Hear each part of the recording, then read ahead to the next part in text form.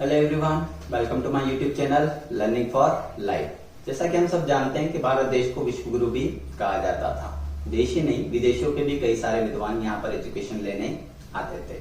हमारे देश में आर्यभट्ट, सुश्रुत, पतंजलि, थिरुवल्लुवर ऐसे कई सारे विद्वान हुए।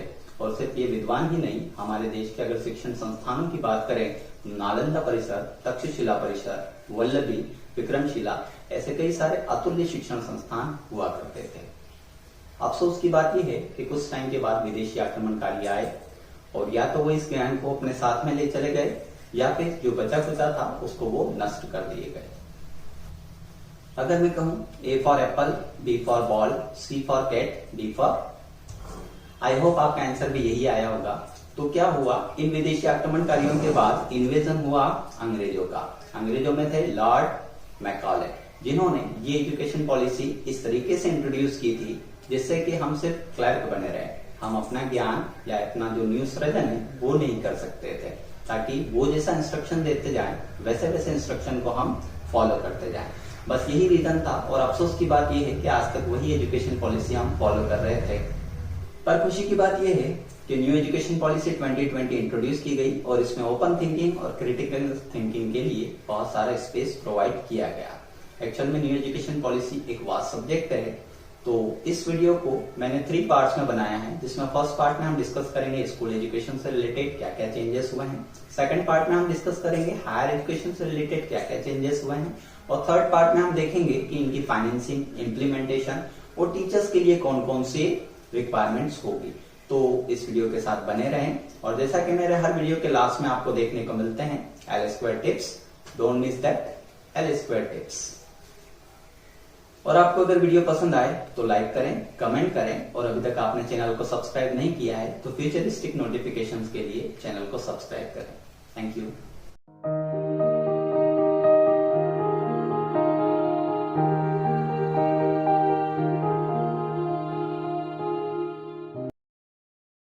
Hello everyone. New education policy से पहले हमारे देश में ऑलरेडी 2 एजुकेशन पॉलिसीज आ चुकी थी। 35 साल बाद ये तीसरी न्यू एजुकेशन पॉलिसी 2020 लॉन्च की गई है। तो ऐसा क्या हुआ, क्या रिक्वायरमेंट रही जो हमें न्यू एजुकेशन पॉलिसी की जरूरत पड़ गई? इस बात पर मुझे अल्बर्ट आइंस्टीन का एक कोट याद आ रहा था। He said that the measure of intelligence is the ability to change. So अगर हम ग्लोबल रिक्वायरमेंट के हिसाब से अपने एजुकेशनल क्वालिफिकेशंस को मीटअप करना चाहते हैं तो हमें चेंज होना पड़ेगा। बस यही रीजन था जिसकी वजह से न्यू एजुकेशन पॉलिसीज को लॉन्च किया गया, जिससे कि हम ग्लोबल मीट और वोकेशनल लेवल पर अपनी एजुकेशन को बेहतर बना सकें। इसको समझने से पहले हम पहले उन प्रीवियस एजुकेशन पॉलिसीज के बारे में एक छोटा सा डिस्कशन कर लेते हैं। अगर हम देखें हिस्ट्री की, तो हिस्ट्री में सबसे पहले जो education policy after independence of India I वो 1968 में आई, जो कि श्रीमती इंदिरा गांधी के कार्यकाल में आई थी। और इसको कोठारी कमीशन, जिसके हेड जो थे डॉक्टर DS कोठारी, उनके फाइंडिंग्स के बेस पर लॉन्च किया गया था। इसके बाद 1986 1992 में जो राजीव गांधी थे, उनके कार्यकाल में दूसरी एजुकेशन पॉलिसी आई। इस एजुकेशन पॉलिसी में 1992 में अमेंडमेंट किया गया था और इसका सुपरविजन आचार्य राममूर्ति की अध्यक्षता में हुआ था। दोस्तों मैं बता दूं, ये दोनों एजुकेशन पॉलिसीज जब आई थी हमारे देश में सोशियो इकोनॉमिकली बहुत ज्यादा डिफरेंसेस हुआ करते थे। एक्सेस नहीं था, लोगों के पास एजुकेशन का एक्सेस नहीं होता था, दूर दूर स्कूल्स थे, अवेलेबिलिटी कम थी, इसलिए ये बहुत कम लोगों की पहुंच में थी।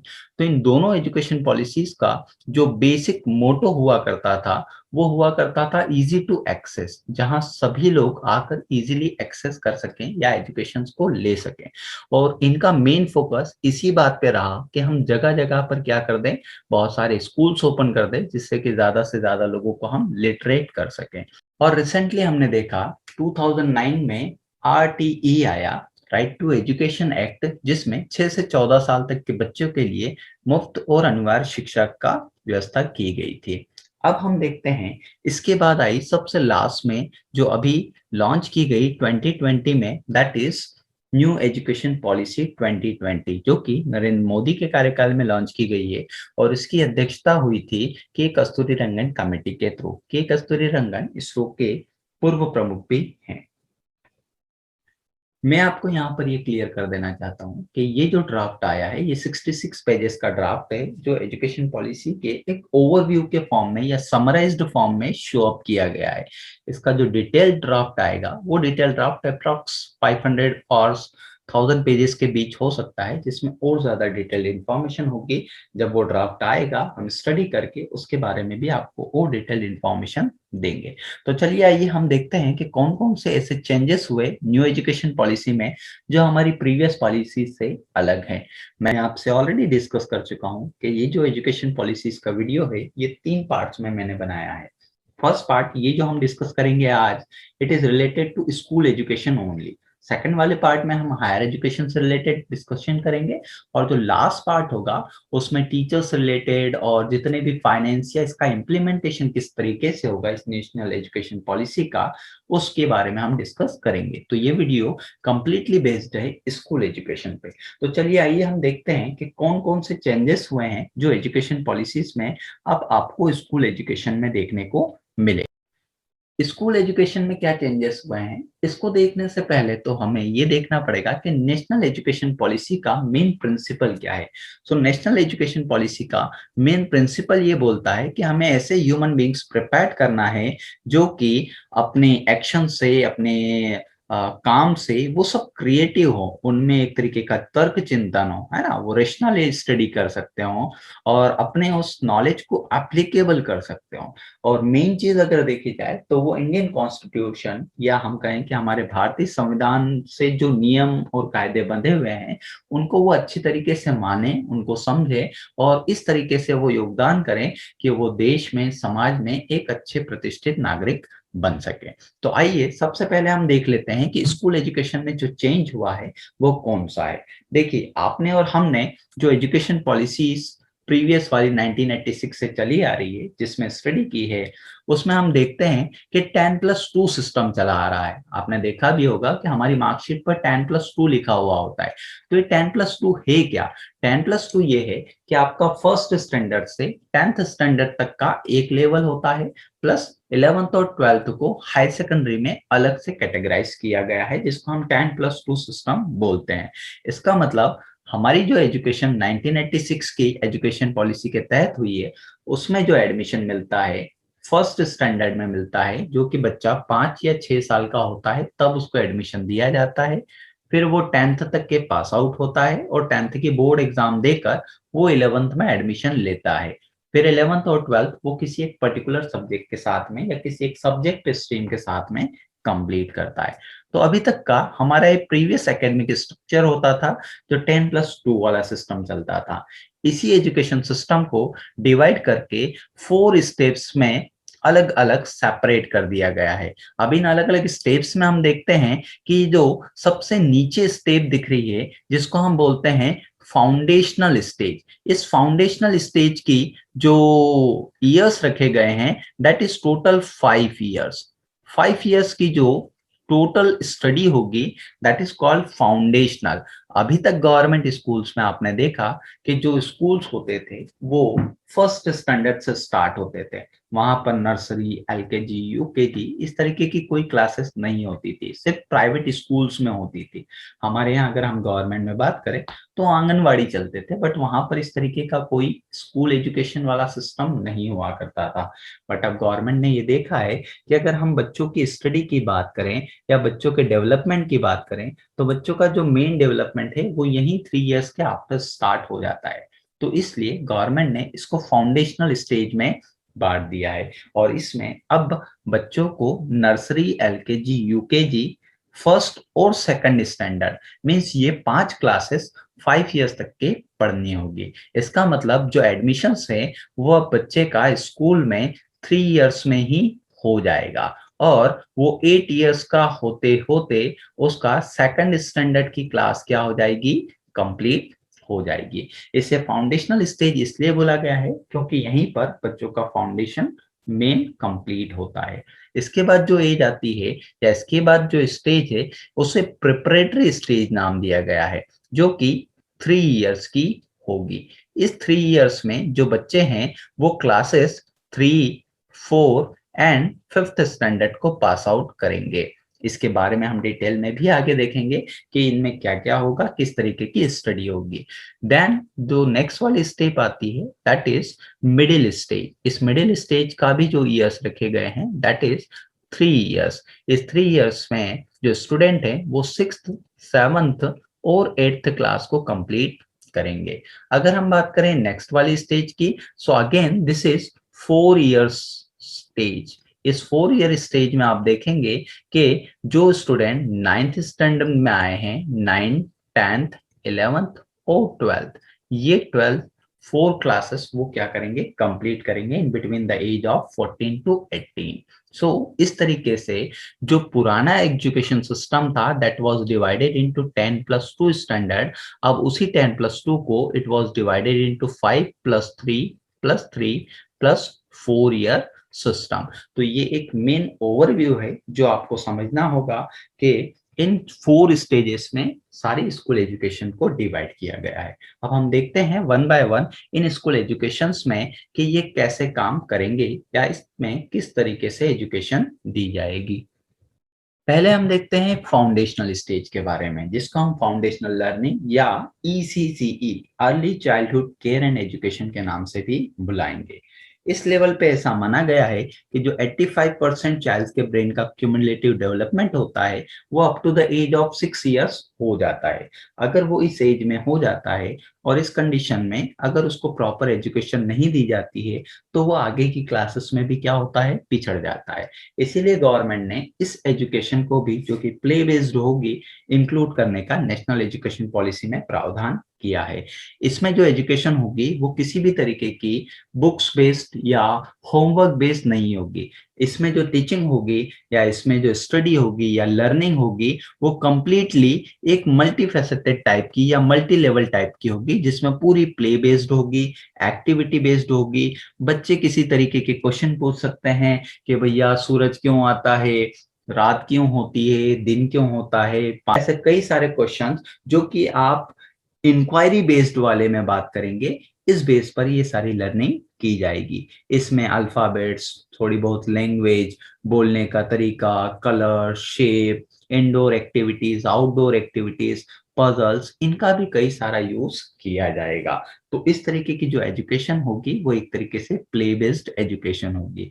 अब भैया बात आती है कि ये एजुकेशन अगर इस टाइप से होगी तो इसको करवाया कैसे जाएगा। तो उसके लिए एनसीईआरटी अपना एक सिलेबस 2 पार्ट्स में बना रहा है, जिसको एनसीपीएफ ECCE या हम कहें कि national curricular and पेडागोलॉजिकल framework for early childhood care and education develop कर रहा है। और इस 8 इयर्स के प्रोग्राम को जो है वो डिवाइड किया जाएगा 2 पार्ट्स में, जिसमें 0 to 3 इयर्स के बच्चों के लिए एक अलग प्रोग्राम होगा और 3 to 8 इयर्स के बच्चों के लिए एक अलग प्रोग्राम होगा।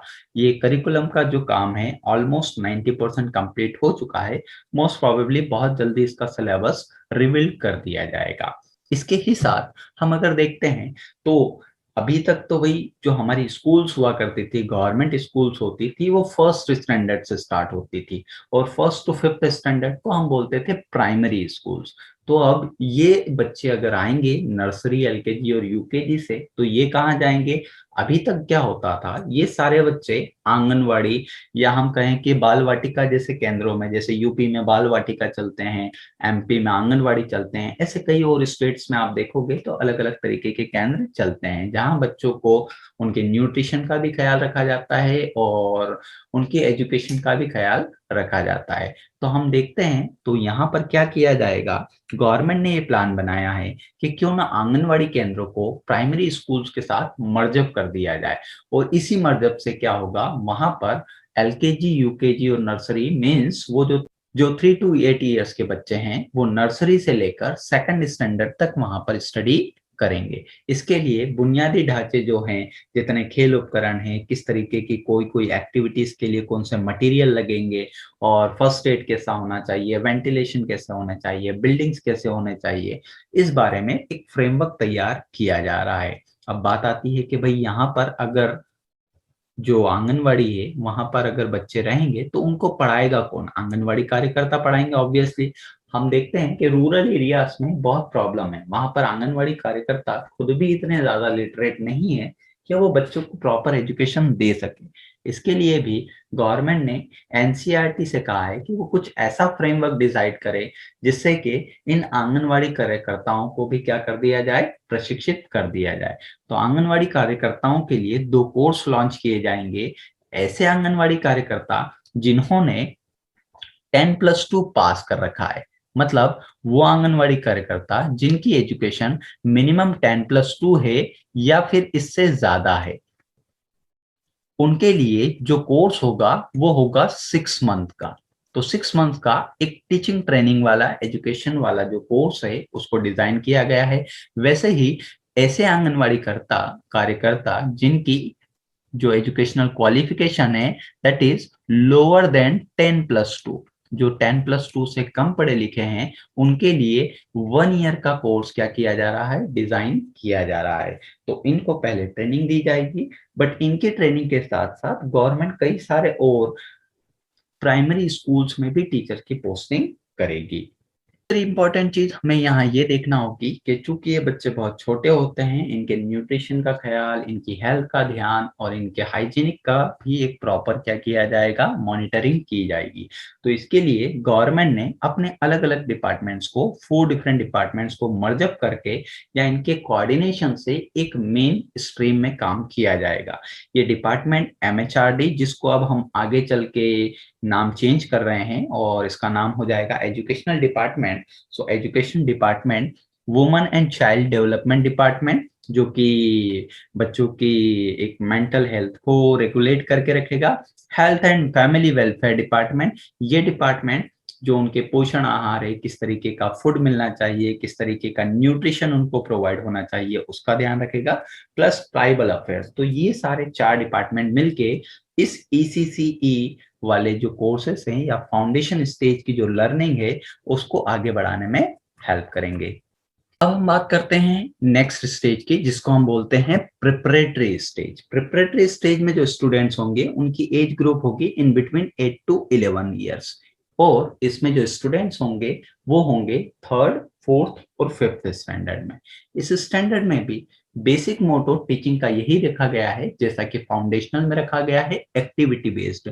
बट इस एक्टिविटी बेस्ड के साथ साथ उनको कई सारा एक लाइटली टेक्स्ट बुक वाला काम भी दिया जाएगा, जो फॉर्मल एजुकेशन तो होगा बट एक तरीके से इनफॉर्मल मैनर में ही होगा, जिसमें बच्चे किसी तरीके की डिस्कवरी कर सकते हैं, कुछ चीजें ढूंढ के या पता कर सकते हैं, प्ले बेस्ड में पता कर सकते हैं, या फिर हम कहें कि वो एक दूसरे से मेल जोल बढ़ा के, सोशल इंटरेक्शन करके इसके बारे में क्या करेंगे, वो स्टडी करेंगे। इसके अंदर उनको बोलना, लिखना और फिजिकल एजुकेशन, आर्ट, ड्राइंग, इस तरीके की कई सारी एक्टिविटीज बेस्ड स्किल्स को प्रमोट किया जाएगा, जिससे कि उनमें लर्निंग कैपेसिटी बढ़ते जाएगी। इस स्टेज की एक बात मुझे बहुत ज्यादा अच्छी लगी, वो ये है कि जो एजुकेशन है वो दी जाएगी मदर टंग में। जैसे अगर मान लीजिए कोई बच्चा तमिलनाडु में है, so he will study in Tamil. अगर कोई गुजराती में है तो वो बच्चा, या गुजरात में है तो वो बच्चा गुजराती में स्टडी करेगा। अगर कोई बच्चा किसी और स्टेट में है जहां पर उसकी कोई रीजनल लैंग्वेज है, कोई मदर टंग है, तो वो स्टडी मदर टंग में की जाएगी। ऑब्वियस सी बात है, अगर बच्चा अपने मदर टंग में स्टडी करेगा तो उसका कॉन्सेप्शन ज्यादा बेटर होगा, वो ज्यादा अच्छे से चीजों को समझ पाएगा। बट इसके साथ साथ दूसरी लैंग्वेजेस को भी साथ में प्रमोट किया जाएगा। बट स्टेज की हम बात करते हैं, that is middle stage. Middle stage जो है ये भी 3 साल का होगा। इसमें जो क्लासेस आएगी वो होगी 6th, 7th, 8th, और एज ग्रुप जो होगा बच्चों का वो होगा 11 to 14 ईयर्स के बीच में। इसमें जो स्टडी की जाएगी ये अब थोड़ा सा मोर डिटेल्ड इलाबोरेशन वाली होगी। इसमें बच्चे आपस में डिस्कशन करके, डिफरेंट टाइप्स के एक्सपेरिमेंटल करके या एक्सप्लोरेशन करके अपनी स्टडी को कंप्लीट करेंगे। यहाँ पर जो स्टडी होगी उसमें कई जगह पर बच्चों को घुमाया जाएगा, किसी एजुकेशनल साइट पर या किसी गार्डन में या किसी जू में, जहां पर बच्चे एक लाइव एक्सपीरियंस करेंगे टीचिंग का, और इसी लाइव एक्सपीरियंस के बेस पर उनमें कॉन्सेप्शन ज्यादा बढ़ते जाएगा और उनका एक जो लेवल है एजुकेशन का वो अपने आप में बढ़ जाएगा। सबसे अच्छी बात इसमें ये होगी कि इसमें एक्सपीरियंशियल लर्निंग की जाएगी, जिसमें सब्जेक्ट्स बहुत ज्यादा ना करते हुए सारे सब्जेक्ट्स को इंटरडिसिप्लिनरी वे में पढ़ाया जाएगा। इट मींस एक सब्जेक्ट को किसी दूसरे सब्जेक्ट के साथ कोरिलेट करके पढ़ाया जा सकेगा। यहाँ पर भी जो एजुकेशन दी जाएगी वो मदर टंग में होगी, उसी की मातृभाषा में होगी। लास्ट स्टेज जो स्कूल एजुकेशन में होगी वो होगी सेकेंडरी स्टेज। इस सेकेंडरी स्टेज में जो स्टूडेंट्स होंगे वो 9th, 10th, 11th और 12th स्टैंडर्ड में होंगे, which is in between the age group of 14 to 18 years. 14 से 18 साल के ये बच्चे इस क्लासेस में होंगे।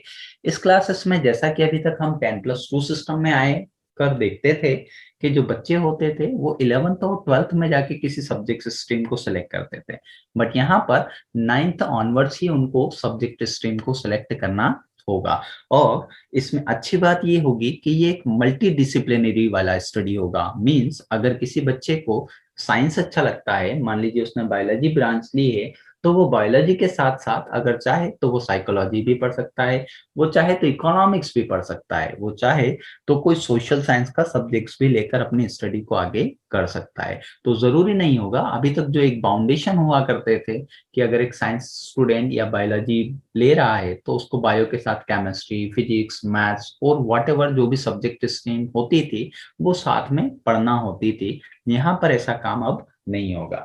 बच्चा अपने मनपसंद सब्जेक्ट को चूज कर सकेगा और उसमें अपना आगे कैरियर बना सकेगा। दूसरी चीज ये होगी कि यहाँ पर जो एजुकेशन होगी वो एजुकेशन थोड़ा सा और मोर इलाबोरेटेड और डेप्थ में होगा। हालांकि यहाँ पर बच्चों को क्रिटिकल थिंकिंग के लिए प्रमोट किया जाएगा, जिससे कि वो ज्यादा से ज्यादा एक इनोवेटिव आइडियाज के साथ अपनी स्टडी को आगे बढ़ा सकते हैं। यहाँ पर जब हम बात करेंगे तो वोकेशनल कोर्सेज का ऑप्शन भी रहेगा। वैसे तो 6th, 7th और 8th में भी बच्चे वोकेशनल कोर्सेज पढ़ेंगे, 9th और 10th से ये वोकेशनल कोर्सेज उनके साथ साथ कंपलसरी हो जाएंगे।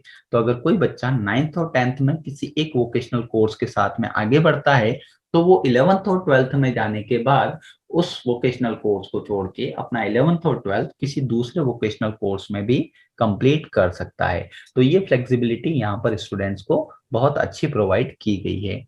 एक बात और मैं यहाँ पर बता दूं कि यहाँ पर जो होगा वो 3 लैंग्वेज सिस्टम होगा। 3 लैंग्वेज सिस्टम में हम ये देखेंगे कि जो भी स्टूडेंट होगा वो 3 लैंग्वेजेस को पढ़ेगा। इस लैंग्वेज में जो एक लोकल लैंग्वेज है वो तो होगी ही होगी, इस लोकल लैंग्वेज के साथ साथ उसको एक इंग्लिश एज अ वो लैंग्वेज ले सकता है, प्लस साथ ही साथ उसे हिंदी पढ़ना होगी एज अ थर्ड लैंग्वेज।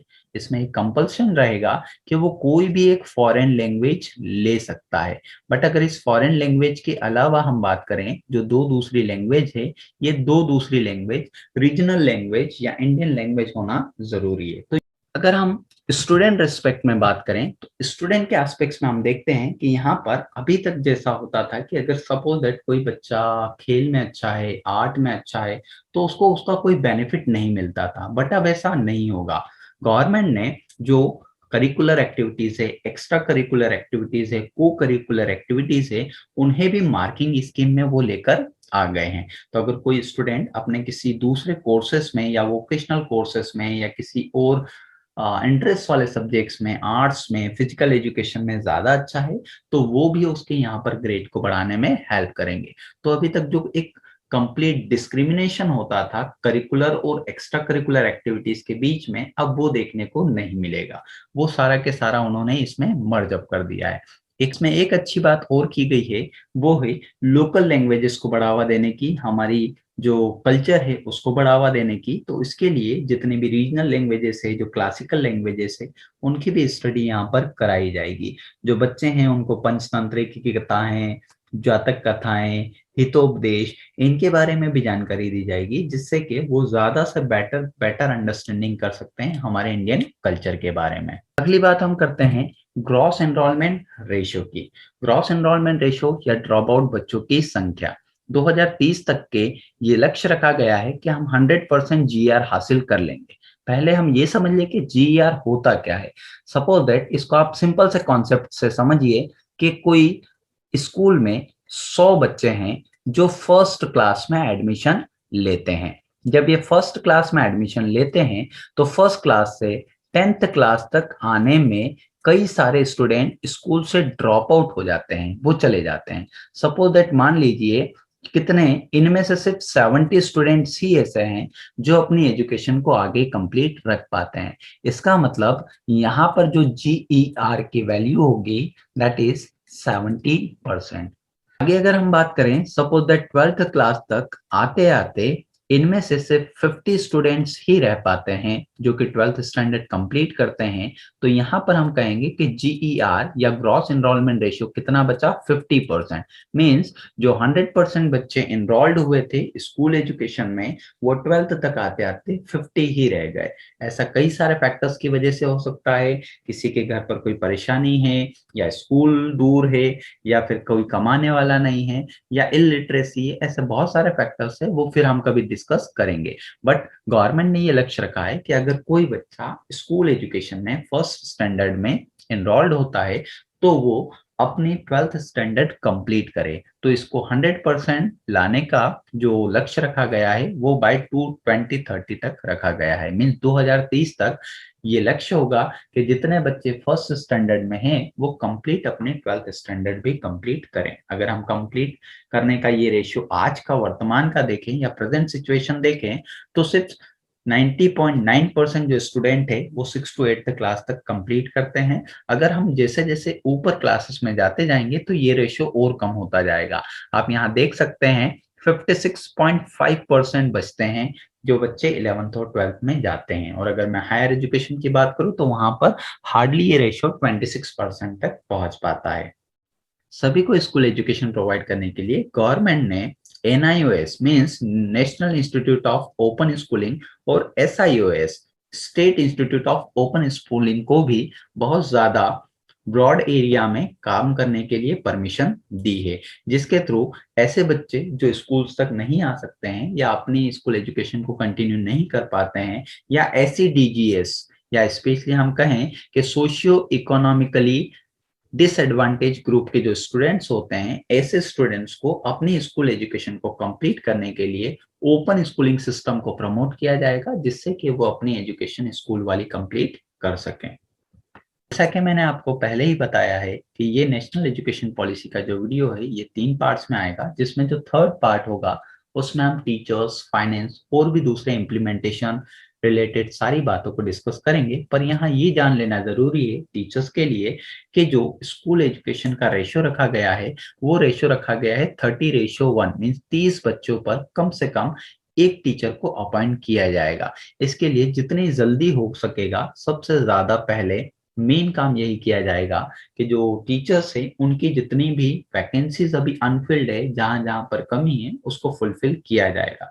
साथ ही साथ शिक्षकों को समाज में एक रिस्पेक्टेड प्लेस प्रोवाइड किया जाएगा। उनको प्रशिक्षित करेंगे, प्रोत्साहित करेंगे, जिससे कि एक एजुकेशन के लेवल को स्टैंडर्डाइज किया जा सके। तो जैसा कि फ्रेंड्स आपको मेरे हर वीडियो के लास्ट में एक L² टिप्स देखने को मिलेगा, तो हम बात करते हैं उन L² टिप्स की। सबसे पहला टिप्स मैं आपको ये देना चाहूंगा कि आने वाले टाइम में कंप्यूटर साइंस की जो ब्रांच है उसमें बहुत ज्यादा बूम आएगा, क्योंकि जो आपके वोकेशनल कोर्सेस हैं उनमें भी आर्टिफिशियल इंटेलिजेंस, कोडिंग, ऐसे कोर्सेस को CBSE ने ऑलरेडी इनबिल्ड करना स्टार्ट कर दिया है। And most probably 6th standard onwards coding सिखाई जाएगी।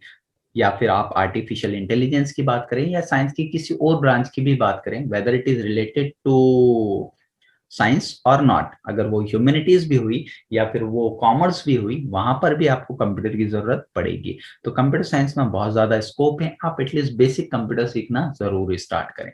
दूसरी बात मैं आपको बताना चाहूंगा कि जो कोर्सेस हैं 6th स्टैंडर्ड ऑनवर्ड्स कोडिंग के, वो कंपलसरी और डेटा साइंस के कंपलसरी एड होने जा रहे हैं। CBSE ने इसका नोटिफिकेशन निकाल दिया है।